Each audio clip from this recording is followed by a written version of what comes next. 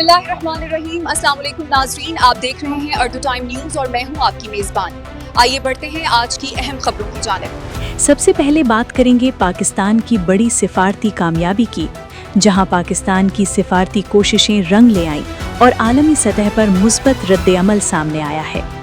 बरतानवी high commissioner ने भी पाकिस्तान की सिफारती काविशों को सराहते हुए इसे एक अहम पेशरफ्त करार दिया है। एक और अहम खबर में साबिक अमरीकी सदर डोनाल्ड ट्रंप ने वज़ीर-ए-आज़म शहबाज शरीफ को एक बावक़ार रहनुमा करार दिया है, जिसके बाद सियासी हलकों में नई बहस छिड़ गई है।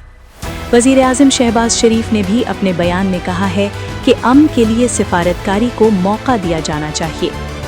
दूसरी जानिब मुल्क भर में फ़िज़ाई ऑपरेशन मुतासिर हुआ है। मुताद्दिद शहरों से परवाज़ें मनसूख कर दी गई हैं, जिससे मुसाफिरों को मुश्किलात का सामना है।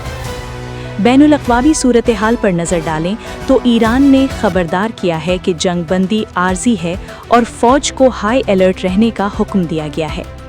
अमरीका और ईरान के दरमियान जंगबंदी पर आलमी रद्द-ए-अमल सामने आया है और अमन की उम्मीदें भी बढ़ने लगी हैं।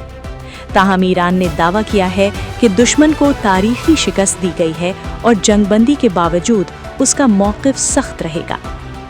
इधर नायब वज़ीर-ए-आज़म इसहाक डार ने सऊदी अरब, तुर्की और मिस्र के वज़राए ख़ारिजा से अहम राब्ते किए हैं, जिनमें ख़ित्ते में अमन और एहतिकाम पर गुफ्तगू की गई। अब चलते हैं सऊदी अरब की जानिब, जहां औसत उम्र में नुमाया इजाफा देखा गया है और ये 74 से बढ़कर 79.9 बरस तक पहुंच गई है, जो एक मुस्बत पेशरफ्त है। जद्दा में तलबा फिल्म मेला भी मुनक्कद हुआ, जिसमें आलमी सतह पर शिरकत और तख्लीकी सरगर्मियों ने सबकी तवज्जो हासिल की।